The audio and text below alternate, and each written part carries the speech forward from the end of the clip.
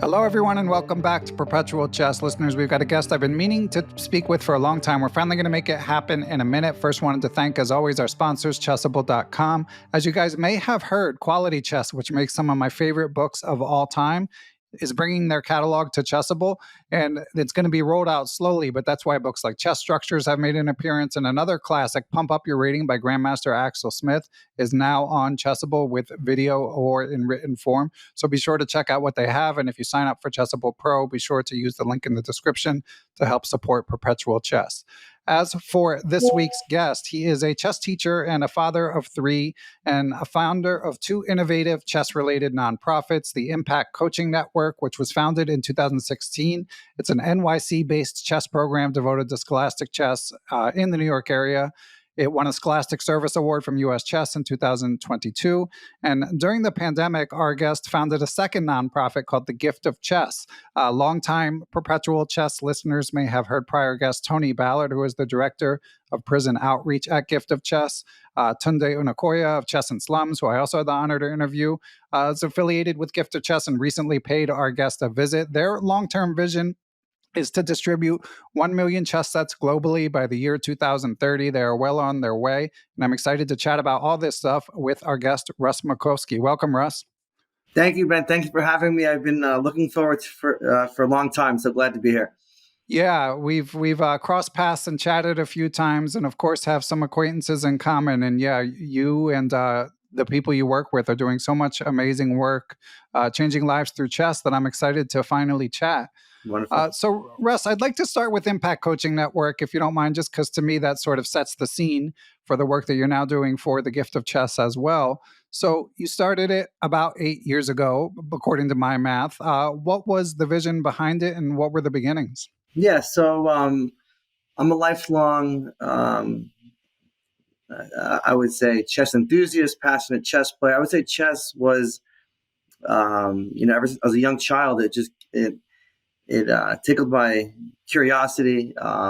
Watching, searching for Bobby Fischer, growing up going to Washington Square Park. I fell in love with the game, but I was really an athlete. I was a three-sport athlete growing up through school. Played three varsity sports in high school. Growing up in Long Island, I was a basketball player. I ran cross country and I played varsity tennis. On graduation of high school, I studied in Montreal. I traveled to Canada, and I played varsity basketball for my university team, the Concordia University team in Montreal. So I was around sports, competition, but an enthusiastic closet chess player in my community growing up, which was interesting. I was just anytime I can get in front of a game, play a game. It was something inside of me that was just in love with the game of chess. And so transitioning from being a competitive, say, varsity athlete playing basketball for Concordia University, I got into coaching middle school sports as a side job to keep me busy during in the latter years of my university, and to make a couple bucks. I started coaching middle school basketball, and then it became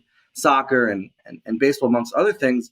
And when I moved back to New York City, while I was kind of figuring out my next steps, what I was going to do, I started working as a middle school basketball coach on the Upper West Side of New York City at a school called the Trevor Day School.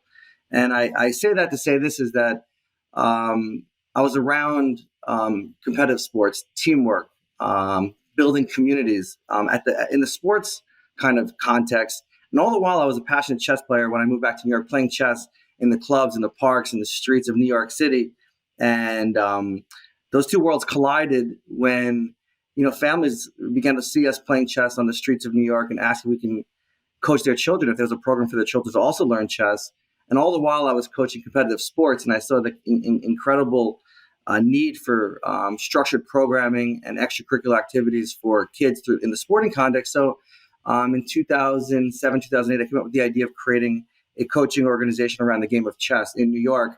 And at first, it was very much focused on chess, and it still always has been. But as I got to understand the dynamics of chess and how scholastic chess works and how the competition works, I think a key moment for me was when I discovered that chess can be sort of geared towards a sport, that we can use scholastic chess, and chess programs in schools can create the same energy and environment and community that sports create. So ICN was just that. It was using the game of chess, but really going into communities and creating teams and layers of competition and and community building through the game of chess. And so in 2016, ICN was started with 3 schools at that time in New York City: PS11, PS59, and PS33. And all the schools were nationally competitive. And we ran the chess club like you would run a sports team. And the kids had the jerseys. We had stats, and the coaches weren't chess teachers; they were chess coaches. And the way we spoke to the kids, we motivated them. It was certainly a thread of competition and expectations, and really trying to extract greatness from the kids and push them to be better, and push them through wins and losses, and just speaking to them in a way that you would expect someone that was playing in Little League or in a sporting context. So that was the evolution of ICN. And once we did that with 3 schools, we added a 4th and a 5th. And all these years later, now we're nearly 40 schools across New York. I would argue we're probably the most competitive chess program at scale in the United States. When you go to the national competitions like we went this year, I think our program made up 30% of the national awards at the United States Scholastic National Championship. So I think the sporting context, what we're able to do is integrate some of the energy and the ideas that really work well with kids and motivate kids, and then connect them through the game of chess, has proven to be very sort of successful with ICN Impact Coaching Network. We continue to grow. Going into next year, we'll expect to employ probably 70 coaches that work on our behalf of our organization across mostly Brooklyn and Manhattan schools. Wow. That's amazing. It's amazing progress. And yeah, I love the beginnings. And of course, you've got a unique background having played sports at such a high level. I'm curious, though, because in New York, obviously, it's pretty well known. And I, of course, used to be a scholastic teacher in New York many years ago. There are a lot of parents who might sort of embrace the competitive side of chess. But then there are other parents who like chess for its enrichment, but not necessarily for any sort of like cutthroat Right. winning and losing. Right. Do you come across like any sort of pushback against sort of the promotion of the competitive aspect? Well, I think that the role of an educator is to find that line and that balance and to guide through that process. Inherently, the game of chess is a competition. There's going to be a winner and a loser, or maybe sometimes it ended in a draw. But that's the very essence of the game of chess. So what is our job to do is to prepare children for those experiences. And a lot of I have children in school, and a lot of the opportunity to lose and to fail in schools has been taken away from the kids, and also the opportunity to win and to achieve. So I think sometimes chess is almost being used like a proxy for the kids to experience these things in an educational context, but then around supportive coaches. Now, we call ourselves a chess club and team because not everybody that plays in our programs is expected to be a national championship competitor, but our programs are certainly what I would call aspirational. So any child coming in kindergarten knows that at the highest level of their school and their club, there's kids winning at the city, state, and national level. So it's when parents know it's available and they can plug into it, and you have a community of people doing it, and you have engaged a team of coaches that understand how to guide kids meaningfully through that process, right? Where when a kid loses, if you have a child. Imagine you have an educator that's an adult, and your kid loses, and you see a coach get on their knee and stand shoulder to shoulder with your kid, look them in the eye and say, "Hey, listen, you did a great job. Let's get back. We're going to train some more, and we're going to get you get ready." And to see the kid going from crying to being inspired and getting back in training. I mean, when a parent sees the thoughtfulness of our coaches and how much we care, the winning is just a part of the process. The byproduct is all the life skills and the life-changing moments, the community building.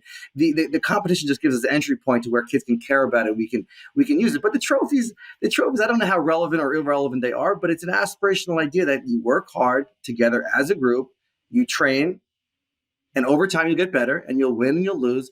But over time, as a group of kids, you can do something together, and you can be successful on behalf of yourself and behalf of your whole community. And I'll tell you this idea has led to massive growth for our program, because not only do we focus on chess education, but when you put chess education into the hands and you gamify it,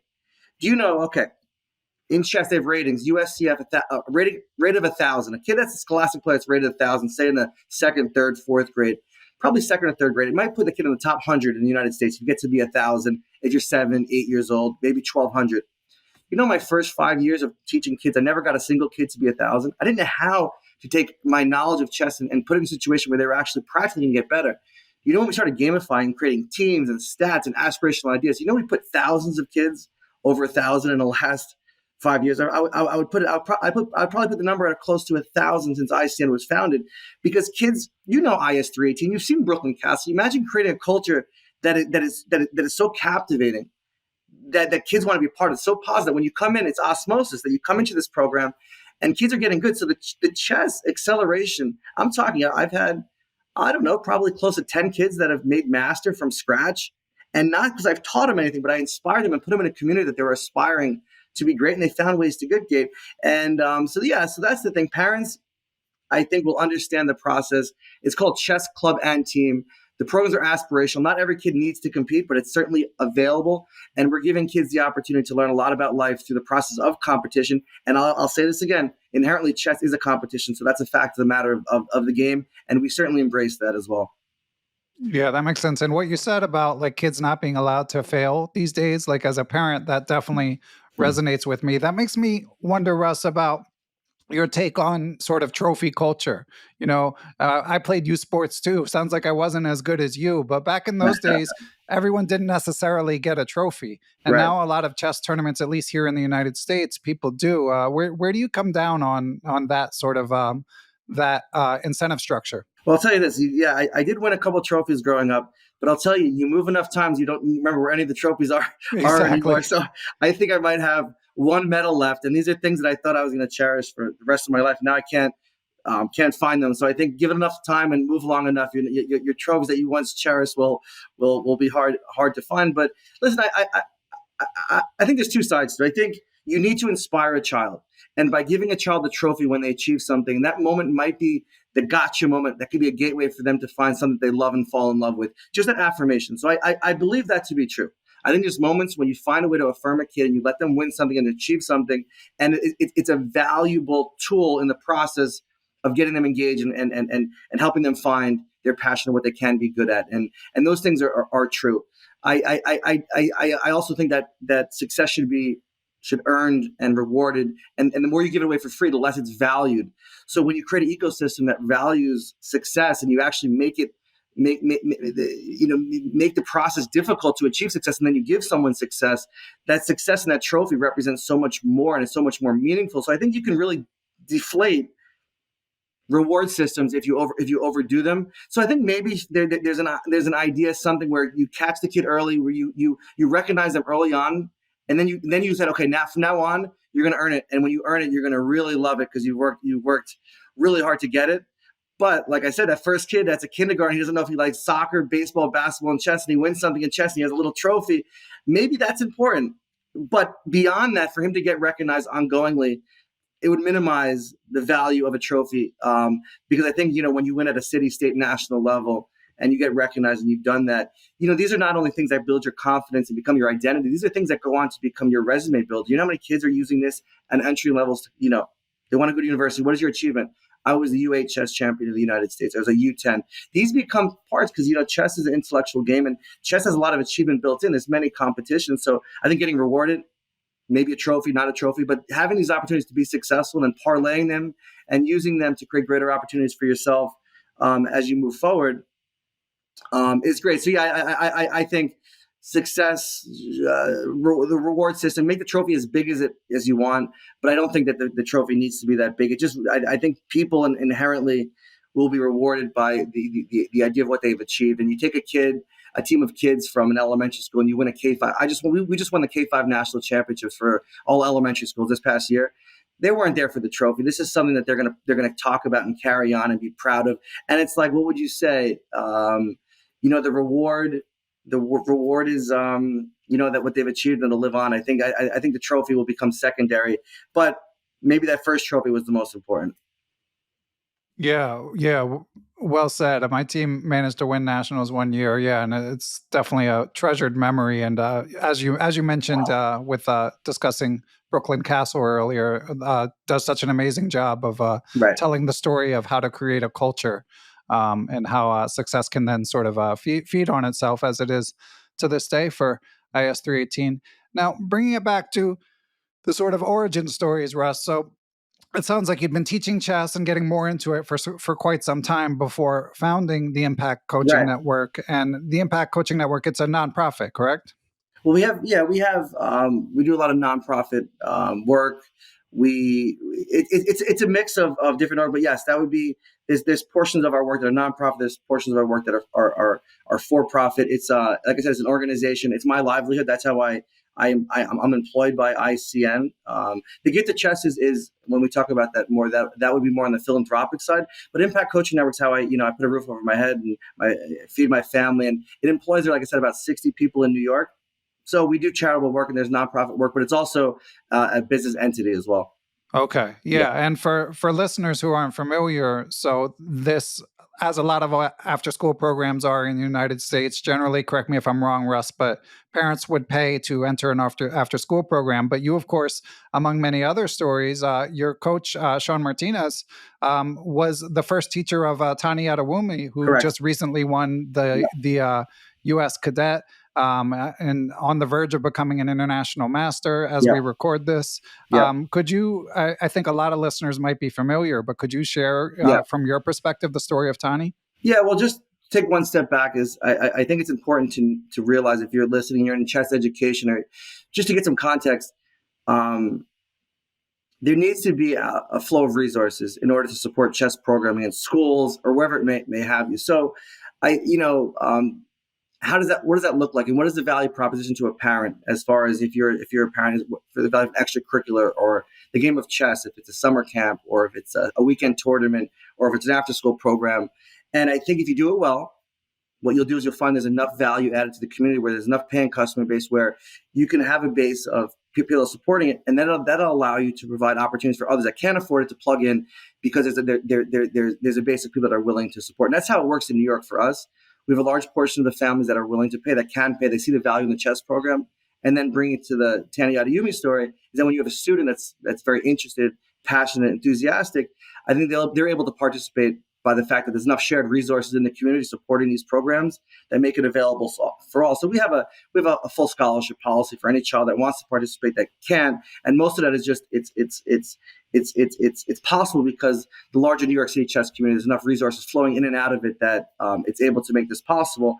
And yeah, Tani was a student. He was at PS 116 in Midtown Manhattan. I was one of the coaches there at the time. I was overseeing the program as the program director, along with Sean Martinez. Sean was teaching curriculum, so he was going class to class to class, teaching chess as part of the school day curriculum. Every child had access to the game of chess at PS 116. I believe Tani was in the second grade at the time, and he was 7 years old, I believe.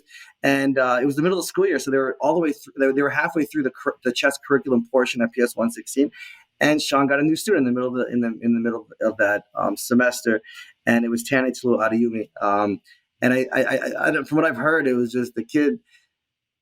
He didn't know how to play. He'd never seen chess, but he was just like, his eyes lit up, and he just gravitated towards Sean, and he just started asking questions, and he threw himself into it. And I think from the first class to second class, he came back and he started moving the pieces, and then to the next class.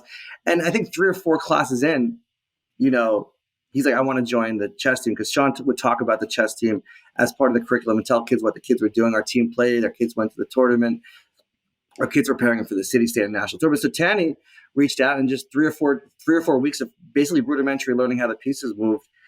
Sean gave him a little note, said, have your parents reach out to Coach Russ, which is myself, and ask if they can join the chess program. So the mom reached out, and she said, my son Tani's interested in joining the chess team. And it was well documented. I said, how much can you afford to contribute towards the program? And she said, we're unable to pay for the program because we're currently living in a homeless shelter. So they were currently in a homeless shelter. So we gave him a full scholarship. I said, full scholarship for Tani. We'd love to see him. So the next week he shows up, not just during the school day for the curriculum, he shows up to the after school.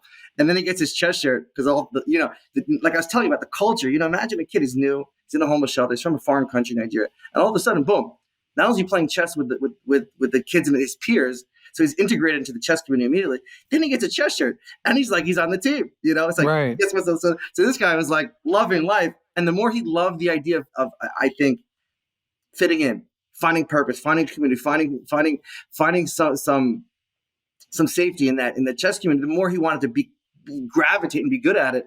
So we do a thing in the chess club. It's aspirational. We say, okay, we meet with the kids before we break out into skill groups. So we might have 4 or 5 classrooms running simultaneously. We might have like a K1 class. We might have an under 300 rating class, under a 700 rating class, under 1,000. And maybe all the top kids go into the over 1,000 class. But we all meet together. And one of the things we do is like, we review how much independent self-study they've done at home in the past week. So we'll say, guys, okay, Guys, we're going to read out the top 5 players that have done the most chess puzzles at home. We do a lot of chess puzzles as part of like, it's their self-study, and we believe in it. So it's okay. Guys, give a big round for Jessica. She did 51 puzzles. Big round for Aviel. He did 60 puzzles. Okay, in third place, 75 puzzles. Incredible job. This is the most that he's ever done. Give a big hand for Jimmy. Second place, over 100 puzzles for the second time this year. Let's give a big hand for Tim. And in first place, once again, everybody bring up to the front. Give a big round of applause, and let's recognize Kimberly. Kimberly, boom. We bring her up. I lift her up. Everybody gives her. I give her a little chess ball. I sign it for her. Boom. Tanny saw this, so he was just like, "I got my shirt. I know some chess." And we gave him the account for the tactics. So I'll tell you the truth was that I think the very next week he's like in the top 5. Next week he's in the top 2, and the following week he's like doing 1,000 puzzles. Every kid's doing like. Top kids are doing like 200-300 puzzles a week. Chinese coming in and he's doing 1,000 puzzles. Wow. He's just like so juiced up on chess. And obviously, if you know anything about chess, you do mass amounts of tactics, you're going to get good very quickly. That's what as far as a chess educator, I would say do a couple things. 1, compete regularly, and 2, do a mass amount of tactics, and then review the games you're playing. If you train with tactics, you compete. And then you review your games and you repeat that over and over and over again. You'll see kids get good very quickly. That's kind of the secret. Is if you can inspire them to go home and solve 100, 200 positions a night. And the positions now, as you guys know on these apps, it's all gamified. You get a puzzle right, ding ding ding ding ding ding. Right. The kids are like they feel like they're playing Mario Kart or something. They're having the time of their life, but they're learning the game. So anyway, so he's doing these tactics and 1,000 a week, and then. I think it was a month, 2 months after he had first learned the game. So you're talking about 8 weeks. He said, we said, okay, guys, big news this weekend. It's our team tournament. PS160 is going to be competing at the monthly team tournament. All of our ICN teams compete, right? We call who's coming, who's going. There's excitement. It's kind of like you're getting ready to go to a big event with your team, like the Brooklyn Castle style. And, okay, Tanny raised his hand. I want to come. I said, okay, no problem. Mom, reach out to me. Tell your mom you want to come. Mom, Coach Russ, Tanny's ready to compete. Okay, good. Meet us at the school, 9 o'clock. Sure enough, Sunday comes, 9 o'clock. He's got his chess jersey on. He's there with his mom. He's ready to compete. And I remember the tournament, and he finished the tournament, I think, in one of the last plays. He was like rated. He got his first rating, like 105, I believe, USCF. Wow. I think he had two draws and a loss. But you know why he had a draw? Because when you play in under sections, like under 300, you play against people that don't necessarily know how to checkmate completely. Right. So the draws are not because he had like some brilliant he found some fortress. It's just the other guy couldn't figure out how to checkmate him. But once again, what did I tell you earlier? Aspirational idea. He's 105. But what are the ratings of the other kids in the club? What does he know? Now, we have a list that every kid gets. Guys, number 1 ranked kid in the school, Jimmy, 1,300. Number 2, James, 1,250. Jessica, boom. And he sees himself at the bottom of the list. But he has his chess tactics. He's got his puzzles. He's got his pathway. He's got access to everything. He's got his chess shirt. So what does he start doing? He goes from 105. Next time he comes, his rating jumps to like 250 or something like that. And then it jumps to like 400. Before you know it, entering into the end of that year, he played every tournament, came to everything. He started playing, he's doing tactics, thousands of puzzles a week, training. And he got to nearly 1,000 immediately by the time it was June. And I speak to his mother. I said, let's have him spend all summer with us training, because we do 8 weeks of summer training camp in New York City. And all the top players come. I'm talking about the legendary players. Like that summer, Justice Williams from Brooklyn Castle, he was there. He's one of the coaches there. But all these people, Angel Lopez, who I'm sure you know, okay, all these people, Sean Martinez was there. All these very engaging, supportive, comforting, but competitive chess players that are like, okay, let's go, let's push this. So he got in that environment.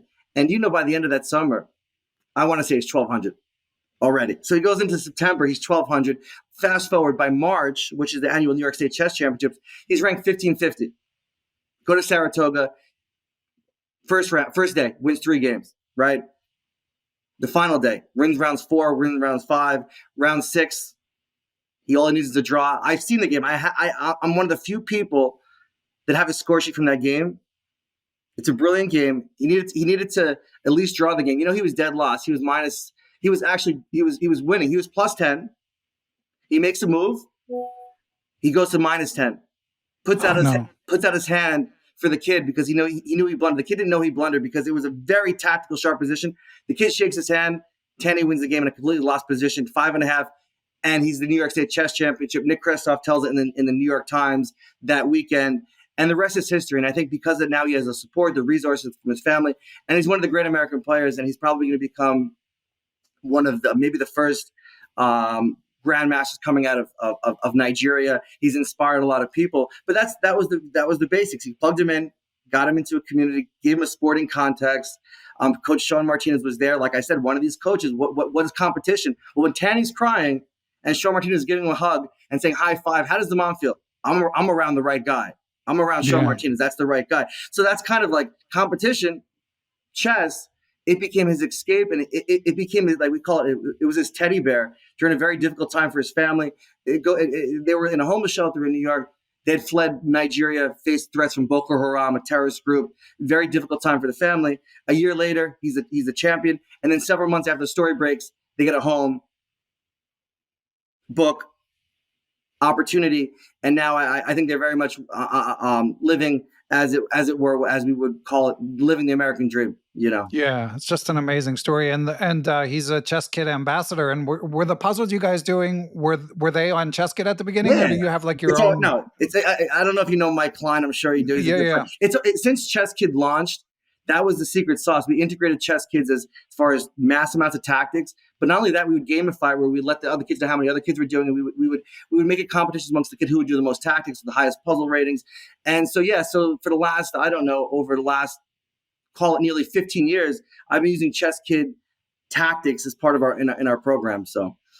Amazing. Yeah. And what you said about how to get better at chess, those sort of 3 tenets are exactly what's in my book. I mean, there's no secret sauce. So it's good to hear that reinforced. And of course, community being the 4th pillar from my book, but you've already spoken our whole interview is about the importance of community as well. That's intertwined with everything you're doing.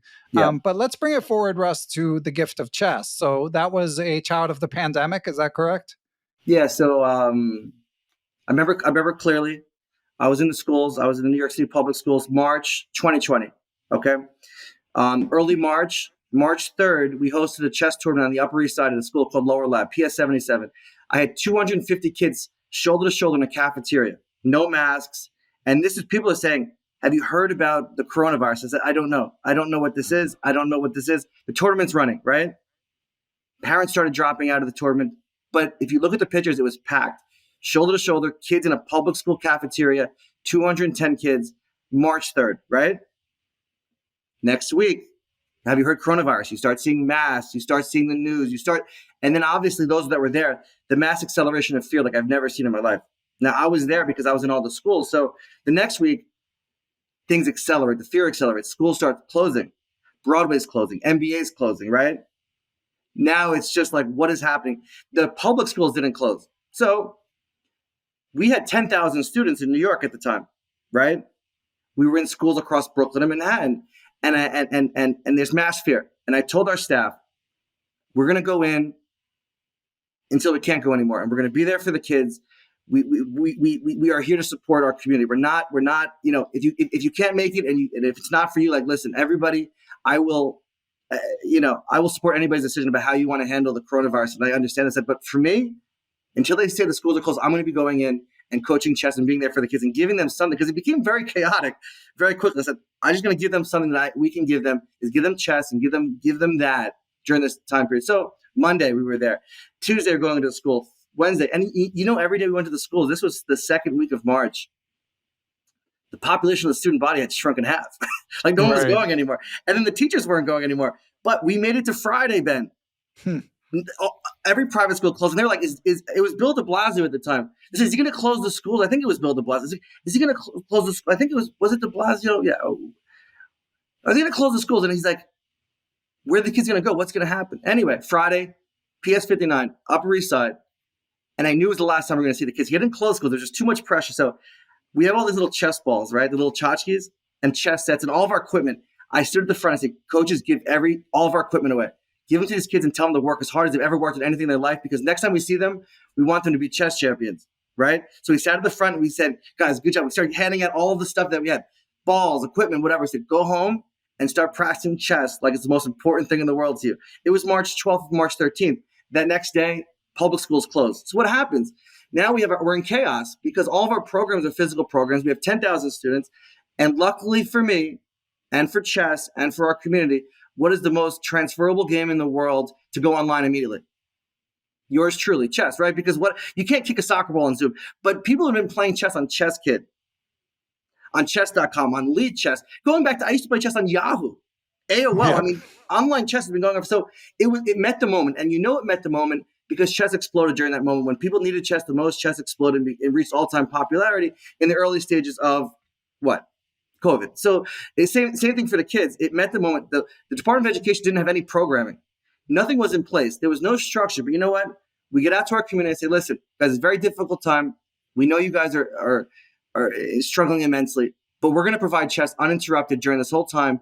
And we're going to transition our entire program virtually. So we came up with a schedule starting at 9 a.m, all the way to 5 p.m, because there was no structure for the kids. So 9 a.m, opening meeting, 9:30, puzzle contest, 10 o'clock, arena on chess.com, 10:30, whatever. And we weren't charging. We were just keeping kids engaged. And so that was before the public schools had created online learning. Our chess program was up there running, and we had thousands and thousands of kids playing chess on day one in our program. Fast forward to kind of, for context, we kept every single school, every single kid, every single team engaged through team competition. Instead of playing physically, we had arenas where the kids were playing as teams. They'd wear their jerseys on Zoom. We'd have team chants, like everything that we could do to keep the community together using the tools available for in the virtual world, we did. And a year and a half later, we didn't lose a single school, a single program. We won national championship online. PS59, the school that I said I was at the last day before they closed the New York City public schools. Guess who won the K6 national championship during COVID? PS59, led by Showtime Morintani, a Japanese kid that learned chess in the school, just like Tani. Didn't speak English, didn't speak chess. 3 years later, he's leading team number one, winning personal, individually national championship online, leading his team to win the national championship. So we kept it going. But what I realized during that whole time, people's enthusiasm in chess was waning. The kids were struggling. And you saw this because the number of kids competing, the Zoom rooms, you're talking about a year and a half of being on. So what I realized is that if we don't do something quickly and we don't do something kind of creatively, we're going to lose the chess community, because the chess community is built upon face-to-face interactions. The online is an addition. It's a resource. It's a supplement for our kids, but it's not their whole experience. So I said, what can we do? It was December. The kids were getting ready to go on holiday, and I get a call from a principal in Chinatown. She said, we've had your program. The kids are playing virtual. The kids have learned chess. They love chess, but I want to let's get chess that's for the kids. So when they go for holiday, for Christmas, for the Christmas break, the holiday, let them have something. And this is a low-income school in Chinatown, a Title I school in New York, down in Chinatown. Let's get every one of those kids that you've taught for the last year and a half on these Zooms, on this chess technology. Let's get them a chess set so they can go, and then for the next week, they can take what they've been learning virtually, and they can share it physically in their own community. So we got 500 chess sets. I secured them from a friend of mine, Quentin, in Long Island, Your Move Chess and Games. I called him. I said, you have 500 chess sets. We went over there, and he said, I got 500. I picked them up from Long Island, drove them right down to Chinatown, and it was the last day that they had school before they broke for break, and we handed the principal 500 physical chess sets. She gave every single kid a physical chess set to go home with. And it exploded because what we realized that they were taking what they've been learning virtually. You can learn chess online. You can learn chess on Zoom, but you could get a physical chess set. You could put it in your apartment, and you can look with somebody. You can connect with somebody. You can interact with somebody. You put it in the common room of your building. You bring it downstairs, and you put it in front of your building in the park. You're going to begin to interact, because what happened? We were dealing with severe isolation in New York City. Kids weren't interacting, so they knew this game of chess. They were playing this game of chess. Now we give them a physical chess set. Here's a chess set. Here. Go connect with someone physically. Go share a smile. Share a high five. Just be human together. And we put these chess sets out. And then we were coming back after we gave the 500. And I looked at Ryan Rogers, who was with me. He was a friend. And we said, let's found something called the Gift of Chess. We're not going to give this 500 to this school in China. We're going to give a chess set to every one of our students in New York City. And it's okay. Let's do it. We're going to call it the Gift of Chess. So that's how it was. So he said, okay, you ready to do this? So we said, okay, our goal, 10,000 chess sets. He said, good. Now these chess sets cost $5 at least. So $50,000 we needed. We didn't have the money, but I said, let's go to our chess community here in New York. So I said, guys, we're trying to raise 10,000 chess sets for 10,000 New York City public school students. It's called the Gift of Chess. And who wants to support it? Someone gave $100. Someone gave $500. The moment I got my first $1,000, I went on and I was on social media and said, we've just raised $1,000 chess sets for New York City public school students. Then the second 1,000, third 1,000. Do you know, by the end of the school year, we raised 10,000 sets. The 10,000 sets came in and we gave out 10,000 sets to kids across New York City during the height of the COVID pandemic. Okay, what happened? Two things happened. One, an international law firm based in New York called Sidley Austin, they saw what I was doing because they saw it on social media and said, you're not a charity, but you're doing charitable work. Do you want to become a 501c3?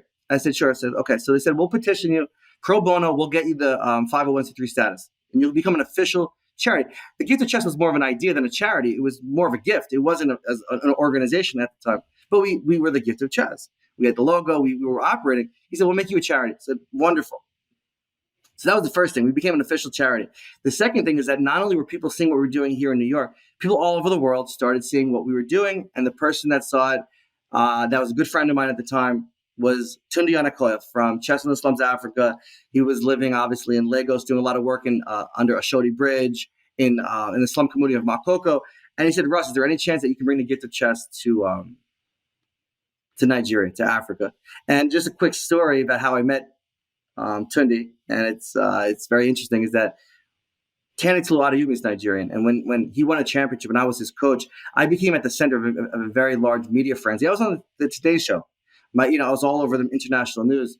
So 5 years ago, or when that happened, it was March 16th, 2019, my birthday.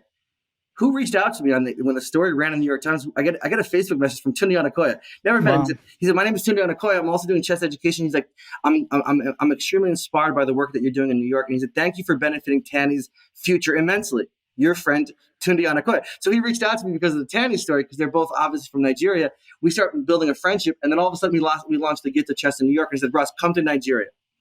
Bring the Gift of Chess to Nigeria. So I was like, oh, wow. Okay, done. So we had the 10,000 sets. I think at that point, we had ordered maybe 5,000 more. So maybe we had 15,000. I had 500 left. There's a former student of mine. His name is Tyrone Davis. He's a chess master. He learned chess. I met him when he was 11 years old. Okay, he got interested in chess because he saw chess. He was playing basketball in Harlem, in New York City, and next to the basketball court, there was guys playing chess. He sees the game and he says, Mom, I want to learn how to play chess. So what does she do? She finds my chess program in New York. She brings him to the chess club. He comes in and he wanted to play in the tournament. He knew very rudimentary how to play. Very interesting story. Even though he's a middle school kid, we put him in the novice section, and he was playing against kids that were like, kindergartners, and he gets whooped. He loses all 3 games the first day. So you got this like middle school man, like this big kid getting whooped. He goes home, comes back the next week, and he wins. Next week he wins. 3 years later, he's a United States chess master. And one day I asked him, I said, Tyrone, how are you getting so much better than all our other students? He said, Russ, I go home after the tournaments, I look at my games, but I watch YouTube videos for hours. He's like, I've completely immersed myself in getting better at the game of chess. So he was self-taught. He would come to our program. We'd come to camps. He had some coaches, but he was so inspired to get good at the game that he would just find access to information, online playing on platforms, watching YouTube videos, whatever he could. 3 years later, he becomes a U.S. Chess master. Okay. Then what happens? He gets a scholarship to attend MIT. Okay. Oh, amazing. MIT. So he's at MIT and he becomes the president of the MIT chess school. This is a kid from the Bronx. Like talking about opportunity. He finds chess. He becomes a master. He plugs into the chess community. All the transferable skills that he learned in chess, he applied them to his academics. He aced his entrance exams to MIT and all this stuff. Gets a full scholarship. Ends up the president of the MIT chess club. And it's his senior year. And he's in New York for spring break. He's getting ready to graduate. I said, Tyrone, I need you to do something on behalf of the Gift of Chess. He was part of the program at the time. He was my student. I said, will you go to Lagos, Nigeria, and take 500 chess sets in checked luggage and go meet Tunde Onakoya? That's a big ask. He said, I'm ready. Count me in. Wow, he's the kind of guy, when you meet him, if you know him, give him an idea, and if he wants to do it, he'll get it done. And this is the kid. I don't know if he ever left the United States. So he gets a passport. He gets his visa. I drive him to New York in my car. My car is overflowing with chess sets. It's got 500 chess sets, like they're popping out of the windows. And I'm like, I don't know if we can check this much luggage. So we push a car to the gate. I don't know who we were flying, some international airlines. Okay, we had his ticket. So instead of just his luggage, we have all this stuff too. So it took 10 big sort of, they weren't in suitcases. We saran wrapped cardboard boxes into these big things. And it cost us, I think, $2,000 in luggage fees. We put them on the plane, and who meets him in Lagos on the other side? Tunde Onakoya. Of course, yeah. Tunde Onakoya. So Tunde meets Tyrone, and this is 2021, I believe, 2021. And you take the chess sets, and they go visit the Makoko, which is the largest floating slum. It's got 100,000 people living on stilts in water, and you can't believe it. I'm a kid from Long Island, New York. I couldn't tell you where Nigeria was on a map 10 years ago. Okay. Now, don't say nothing against me. Just we weren't worldly in the sense. I didn't know how the world worked. A lot of things were new to me during this whole project. And Tyrone's sending me pictures on WhatsApp of videos of him on a boat, on a canoe, going into a hut, putting a chessboard down that says the gift of chess on it, and playing against a kid named Benjamin, and they're engaging in a chess competition in a game. And it's just like, wow, this is incredible. And that's when we went there. And the story went viral all over the world. Tunde shared the story. At the moment, Tunde was getting a lot of recognition for another project was called the Shodi Underbridge, where he brought chess to kids that were homeless living under a bridge, that were involved with gangs and drugs. And for 2 weeks, he did intervention. He taught them the game of chess. He took these kids off the street. And it was crazy because, in this world, you got the institutions. People want to go to the institutions. But the institutions came to us under the bridge. Patrice Evers, who's I think, one of the great football players. He played for, I believe, Manchester United. He hears about it on social media, and he comes under the bridge. I'm talking about an international, celebrity, to go play with these kids that are homeless on the game of chess. The High Council, government officials, people are coming with Tunde to meet him under this bridge to play. And we were there. Tyrone was there around the same time. So there was an explosion of enthusiasm, magic. I think we finally captured the imaginations of people, the hearts of people, through compelling storytelling, using the game of chess as a metaphor. So that's how we went there. We went to Nigeria. We gave it the 500. I'll fast forward quickly. We come back, and Tunde said, there's such a demand for chess. It's what we did. I'm getting overwhelmed. So I spoke to our board here in New York. I said, we got to do something. I spoke to a couple of friends, and I raised some money. And I got some money together. I ordered 5,000 chess sets from China, and I had them directly sent them right to Africa. We didn't go to New York. We didn't fly them on a commercial flight. I had 5,000. And at that point, there was networking. People were asking all over Africa. So there was buzz. Tunde introduces me to Phyllis, who's living in Nairobi, Kenya. Her daughter is Bernice Wambui. She's the U18 all-girls champion of Kenya. People are networking now. People are on social media. Tunde's on Twitter. People are seeing. So everybody's connecting through this chess. Just like, obviously, the chess community is a global community. If you go to any platform, chess.com, Lead Chess, everybody from all the world's playing. And now on social media, you're on social media. People are engaging in the chess community. The chess community is international, truly. So Phyllis has reached out. She's like, I want to be a part of the Gift of Chess. Tunde's got Nigeria. She introduces me to this guy named Charles, who's in Accra, Ghana. I want to be part of the Gift of Chess. And then we get this other guy. His name is Ronald. And he said, I want to do what Tunde's doing in the slums of Nigeria. I want to do it in the slums of Kampala. I'm from the slums of Kampala. Give me 1,000 chess sets. I will distribute them all over the slums of Kampala. And I said, I got him on a Zoom. I never met him before. I put Tunde on the Zoom. Take Tunde. This is Ronald. He wants 1,000 chess sets too. Let's get him 1,000. And Tunde's like, let's do it. So 5,000 chess come in. We send 3 to Nigeria, 2,000 to Kenya. Kenya keeps 1,000. They send 1,000 to Ronald on a truck. Boom. Right to Kampala. So we're mobilizing chess sets now across Africa. And then 3,000 get into Nigeria the second time around. And we take 1,000 of them and we send them up to Ghana. So now we have 4 countries with 1,000 chess sets each.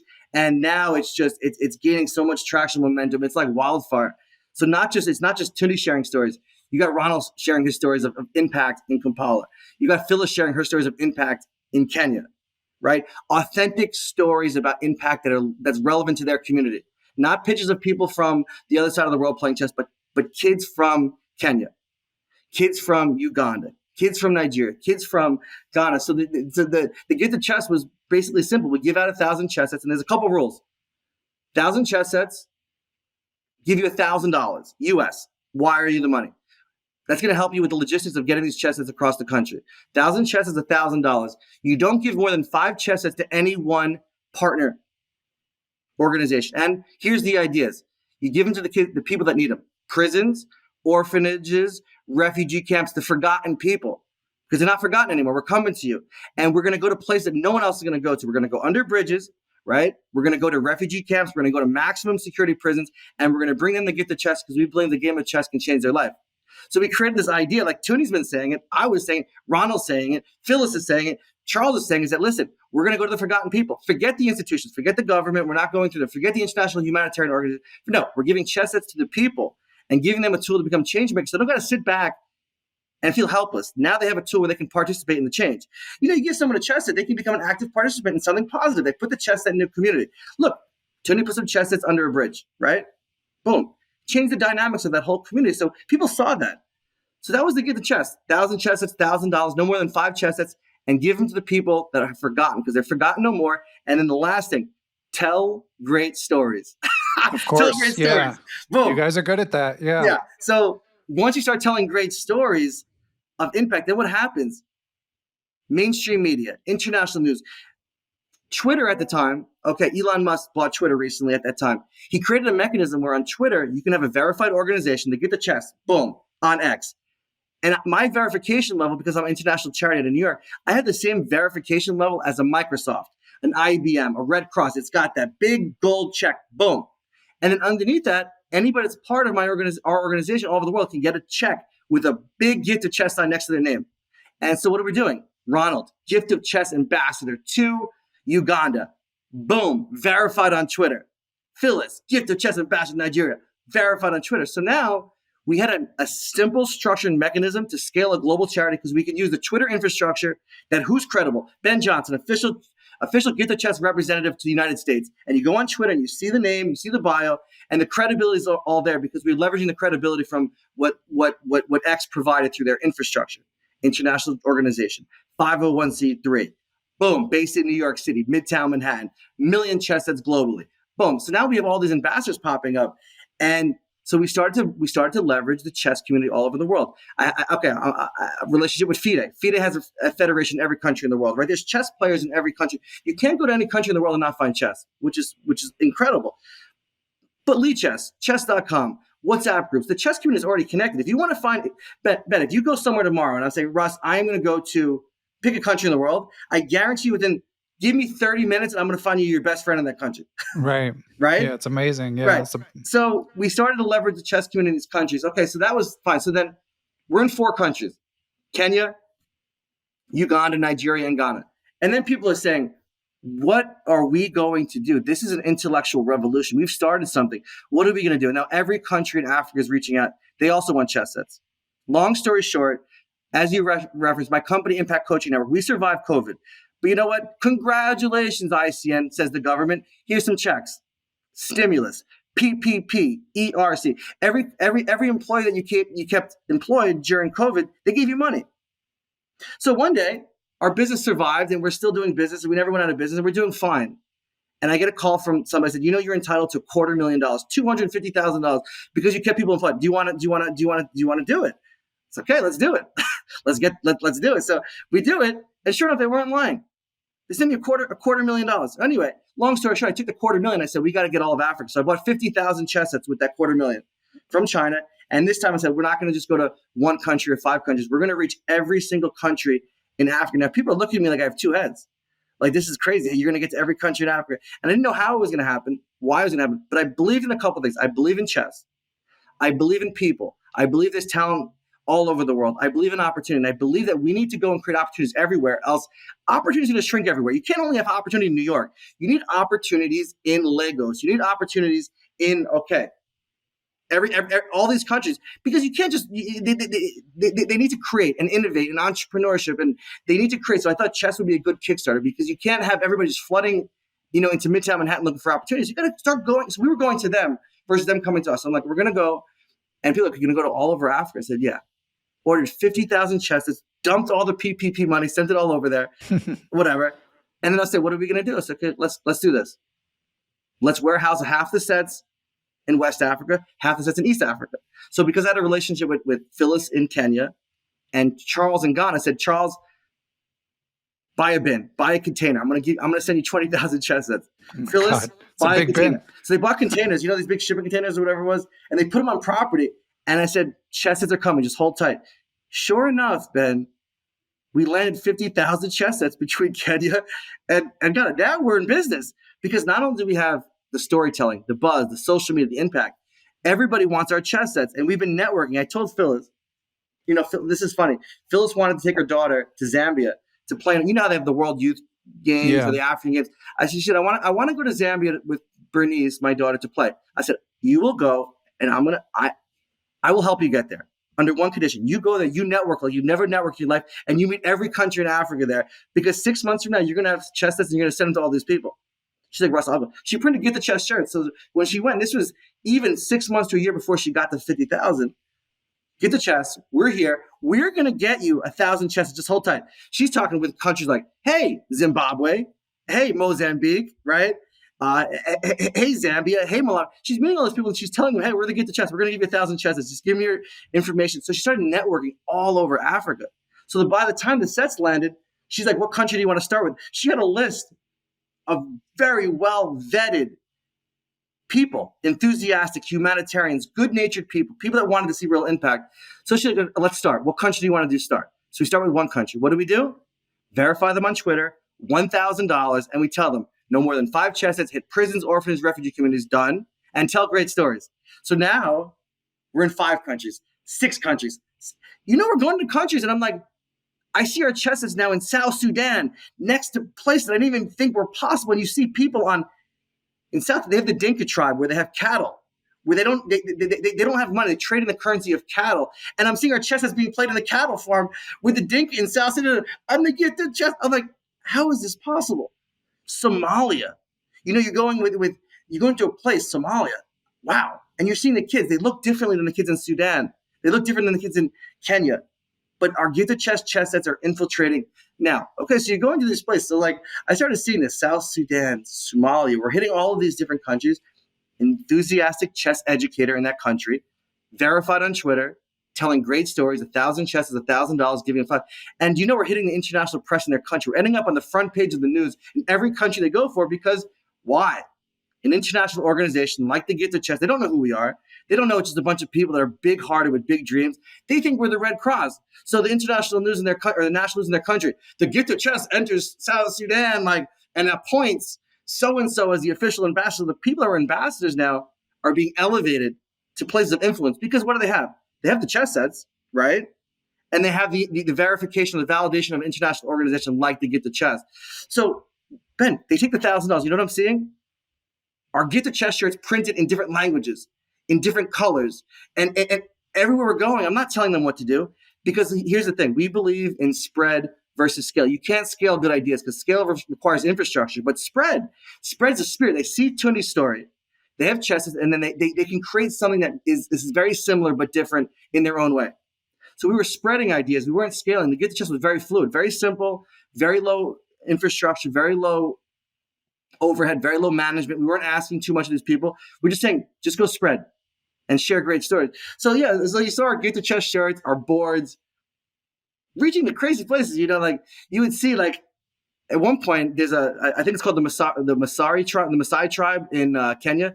I don't know if it's like one of these tribes. It's like very hard to get to, very remote, and our chess. They're playing gifted chess in these some of the most remote places in the world. So that's how we got into Africa. And I will say now, Ben, we are in 30 countries in Africa.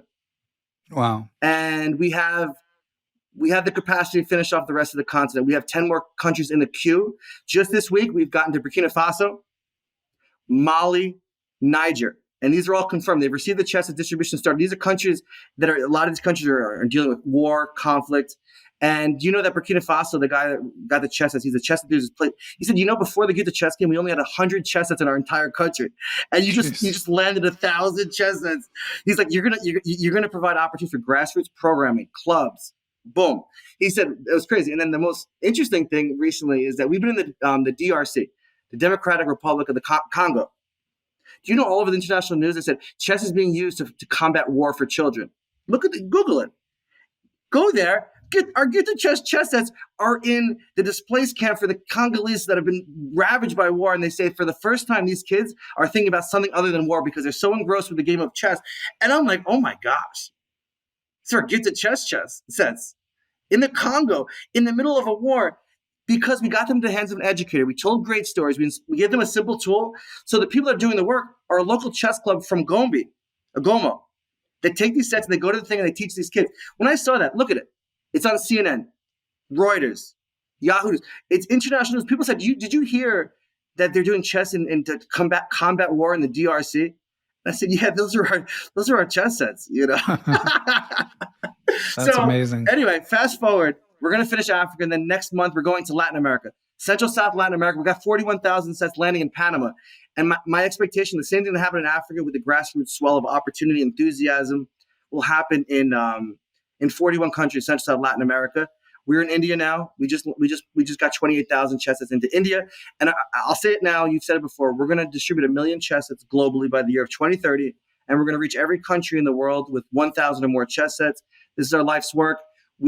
Chess is not going to change the world, but it's better than nothing. And we're going to use chess as a simple tool to create opportunities everywhere. And a lot of these chess sets will be lost. Not all of them will be used. But even one chess set ends in the hand of the right person, it could change the world. Because look at what one chess set did to my life. Look what it did to Tani Adewumi's life. Look what it did to your life, Ben. Look what it did to Tunde Onakoya. One chess set. Imagine 1 million chess sets. You're going to get a lot more than one Ben, one Tunde, one Susan Namangali, one Tyrone Davis, right? Tony Ballard, who you know, who's served 25 years in prison, found chess, changed his life. We're going to create a whole generation of people whose lives are going to be impacted, and it's going to happen organically through the power of community and through the power of chess.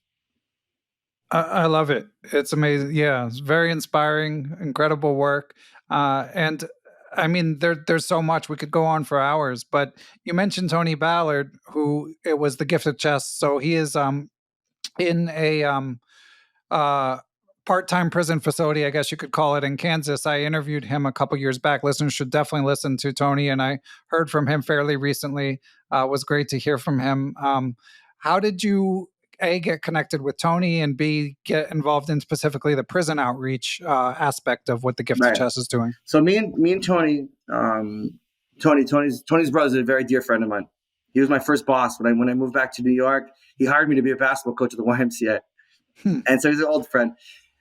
He had his brother. He spoke about rarely, but I knew about him, who was serving a 25-year prison sentence in the state of Kansas. But anyway, years went on. It was 10 years plus since we've been friends, and we got disconnected. COVID happened. I hadn't been in touch. One day I get a phone call from Lamar.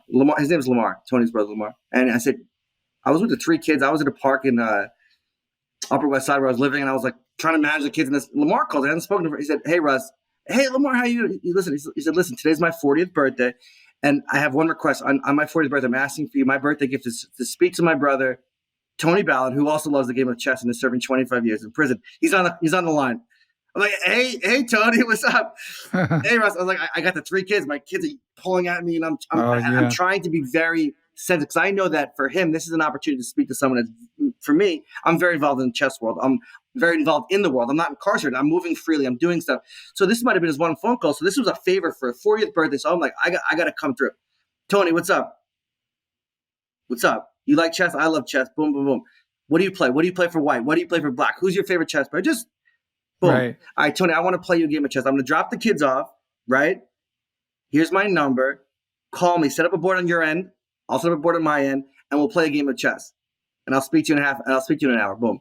Get the kids back, set up the board, calls me. And we start playing chess every single day, you know? And he beats me. Now I'm upset. And then we're trash talking. I beat him. And while we're playing chess, we're also talking. And I'm telling him, I'm working on this project, Get to Chess. I'm getting chess that's all over the United States, all over the world. He said, Russ, I've been doing chess in prisons for 25 years. It changed my life. I found chess when I was in solitary confinement. I would yell the moves out of the cell to the next guy, and we would play. And he's like, I found it to be rehabilitative. And I think that chess is a cognitive rehabilitation tool in plain sight that we can use to create a new generation of critical thinkers, those incarcerated, give them the skills to be successful, not only while they're incarcerated, but upon release. So I said, Tony, let's do it. Let's focus your storytelling, your efforts, your energy around prison outreach. And like I said, storytelling. And those stories will disseminate through our global network all over the world about how chess can be a powerful tool for those who are incarcerated. So we started doing chess across the state of Kansas. Do you know that just past week, Tony led a statewide initiative under the direction of Jeff Samuda, the Secretary of Corrections, to host USCF-rated tournaments in every 18 statewide facilities. USCF-rated, over the board chess championship. You know what happens to the winners of all those 18 chess championships? The 4 top players played against each other on an online championship. In the state of Kansas, it was sanctioned, the opening ceremony, pledge allegiance to the flag or whatever you have an opening ceremony. Guys, this is the second annual online state chess championship for those incarcerated in the state of Kansas. Jeff Samuna gives the opening statements. I come in. And they just played 18 facilities winners, played against each other. And you know what's going to happen to the winners of those? They qualify for the World Online Chess Championship, which is led by FIDE. Dr. Mikkel Corbin, if you don't know him, you should look him up. I'm sure you do. He started an online prison championship 3-4 years ago. Now it has 50 countries, hundreds of teams. So those Kansas facility championship, statewide championship, global championship, and then we're flooding the facilities with chess sets. So we've donated 10,000 chess sets to the Kansas Department of Correction. They're flooding. We've turned the prison into a chess club, and we're creating a new generation of critical thinkers and impacting lives. And Tony Balla has led the project the entire way. He travels from facility to facility. He's been recognized, appointed the statewide chess coordinator for the state of Kansas, alongside Captain Kevin Oneth, who's a 32-year veteran of the. So Kevin and Tony being incarcerated, Kevin being a captain and 32 veteran, they travel the state hand in hand like a roadshow. Tournament. But they don't just do a tournament. Tony tells his authentic story. He's walked in these guys' shoes and said, listen, we've made mistakes. Chess will teach you to be less impulsive, right? Chess will teach you that if you work hard, you can be good at something. Chess, that you can be successful, you can be a winner. He tells his story, and he's transforming their lives, not just through the game of chess, but his story, connecting the game of chess to how they can become, they can have more opportunities in their life. So he's become the voice for chess in prisons, not in the United States, but all over the world. And do you know that his voice is disseminated against our global network for the gift of chess? You know, we're doing prison outreach in, I think, 15 countries in the world now. We're actively in facilities all over Africa. Wow. All over this. Because why? Because they're following Tony's lead, and they're taking the chess that we've given them, and they're going into their facilities, their decision makers, and they're bringing chess into the prisons as a tool for rehabilitation. That's incredible. Yeah. And so the gift of chess, you say long-term vision of 1 million chess sets, and you're over 100,000 given away, right? Yeah, 125,000. We're like a little engine that could. I think I can. Listen, 125,000 chess secured to date. Okay. Amazing. Yeah. And how's the fundraising going? Like, does the story resonate? No, not really. I don't think people understand what we're doing, because I think it's too, see, I hate to say this, but being good's been institutionalized. You can't just be good. It's got to be done by an institution. And then it's got to be recognized. Like, what are the metrics? How many people does it impact? Like, what is the grant? What is your purpose? People say, Russ, I want to give you money, but you got to write a grant. I said, just give me the money. I don't have time for a grant. I'm giving out chess sets, but I got to hire a grant writer, and I got to go through these formal processes. So I'm a bit of I don't know what you would call me, but I want to get out chess. I don't want to hire development teams to fundraise the whole time, because I'm going out there telling people, listen, we need $10 million. Each chess set to land in a country costs $10. About $5 to manufacture them.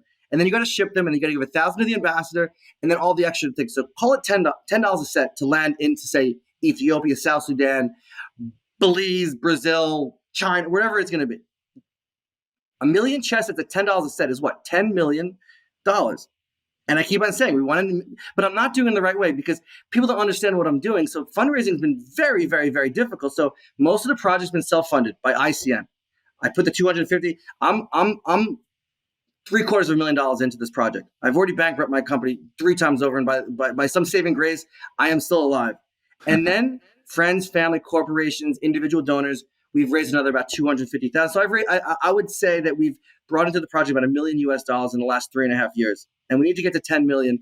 And I wish I was better at storytelling, because I believe in it. I see firsthand the impact, and I'm unable to convince or articulate why chess is powerful, and to why distribution of chess set at its very merits. And I'll say this, Ben, a community is better with access to a chess set than without it. And if that's all the project is, and you don't have data, like, who's going to teach these kids? Who's your trained educators? All these questions that confuse me and complicate me and make me want to quit every single day. I say, I think a chess set is better in a community than without it, because we can democratize access to chess education online. YouTube, Lead Chess, anybody with a cell phone can get access to the greatest chess education in the world. But without access to a physical chess set, they can't bring community, and they can't create organic opportunities for people to play in their countries. With 100 chess sets in an entire country, Burkina Faso, how the heck are you going to grow chess organically? Yeah, you need the chess sets. Right. It's It's funny because I feel like you're a great storyteller, but I get what you're saying about people wanting metrics, and that's the same thing you mentioned. The thought of like how you're going to teach them. That thought, of course, occurred to me. But I mean, it's a valid point that there's the world's not lacking for online resources, and word of mouth can be powerful as well. I mean, um, they can start out by people can start out by making up their own rules. It's kind of Well, the actual game is I'll tell you this. secondary. I'll tell you this, Ben. There's two things. One, in New York, for example, you work for chess in the schools, right? Yeah. You can create an organization that spends the same amount of money as to give chess to every country in the world. But if you spend the money on paying educators, on the infrastructure of an organization that does chess education, you will reach kids in New York City. There's no question, right? But what about taking those same resources and engaging the entire world and leveraging people that are volunteers, that are change makers, right? That are passionate, that want. You give them access to chess, and they do all the work on your behalf. And then you obviously you leverage social media, storytelling, access to online resources to train and to coach and to create educational organizations. Very expensive. A chess set is much simpler, Right? But the gap is, how do we bridge the gap between the chess set and then finding people that are engaged? That's why there's a lot of we partner a lot with nonprofits in these countries that are also already educators. They're already change makers. They're already doing work in these communities. And then we give them the tool of chess. So we're leveraging all those things. But yeah, but it's very interesting. I think that the idea that giving a chess set without a mechanism by which we can really deliver the final product of teaching and expecting that somehow some spreading of ideas is going to be relevant. And I'll tell you it is. Just Google the gift of chess and you'll see how relevant it is, because stories all over the world are popping up of how these chess sets are being used for impact. And I think at some point you want the metrics. The metrics should be the lives that we've impacted. The stories of the lives we impact should be enough. And, I'm still working on my grant and hiring my grant writer and doing all this stuff. But in the meantime, I'm going to keep on giving out to new countries chess sets 1,000 at a time. I love it. All right. Well, it's an awesome story. And we'll, of course, you guys have a link tree that covers everything. Before I let you go, Russ, we do have a lot of chess educators who listen. So bringing it back to the earlier conversation about starting Impact Chess Network, do you have advice for people who are either starting chess organizations or want to get into chess teaching? Yeah, I do. If you love chess, we all love chess. I love chess. Take that love for chess and create a space where kids love chess as well. If you create kids that love chess, it's gonna be the stepping stone for them to become lifelong learners and chess players, and they're gonna become very good once they love the game. So find a way to take the love that you have, tell them stories. Don't show them moves like E4, Scandinavian, Dutch, Scotch. That's semantics. Tell them about the great Bobby Fischer. Tell them about how you once went to Washington Square Park and played the Russian Paul. Tell them about the story about there's kids from Bed-Stuy, Brooklyn that went to the national championship and they won a high school national championship while they were in middle school. Tell them great stories. The chess community is so full of great stories. Become a great storyteller using chess in the context and put chess in front of them. Let them find access to the resources. They can train themselves online in ways, but make them fall in love with the game of chess by making it relevant in the context of your community, wherever you are in the world. Bring chess to life. Chess is one of the most colorful games. It includes everybody. It's got the richest history in the world.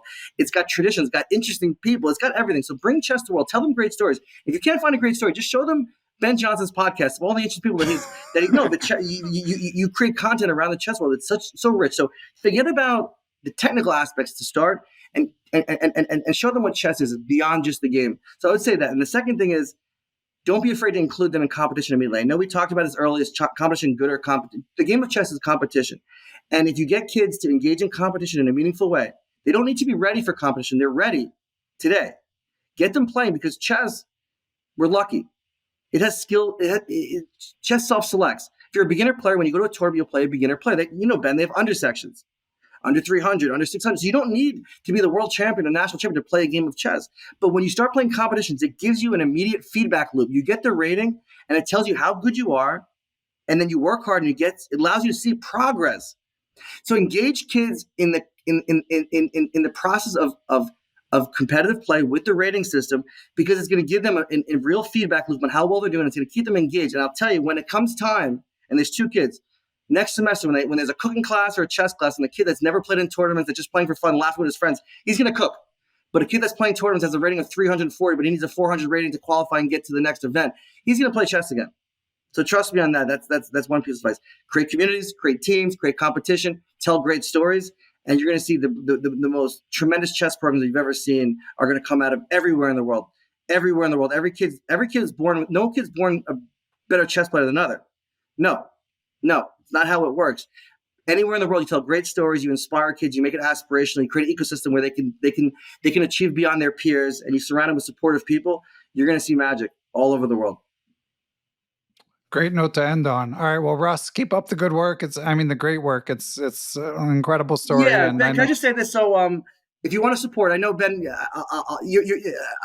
I'll say this as a compliment. You're very influential in a sense. A lot of people listen to your podcast, and I know that because when Tony was on, we got more response from Tony's podcast than any mainstream media. Forget about all the mainstream media. You go on Ben Johnson's podcast in the chess community. It means a lot. A lot of people listen to you, and I know that. And so you have a big voice.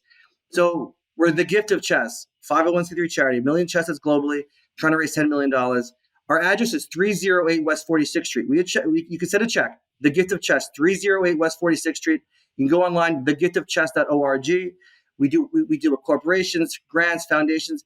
Anybody that wants to join us and support, reach out to me. Info at thegiftofchess.org. My name is Russ. You can call me Coach Russ. You can call me Russ Makofsky, whatever you want to call me. Info at thegiftofchess.org. If you want to collaborate and get chess sets out to the world, I'd love to speak to you. And thank you so much for your time.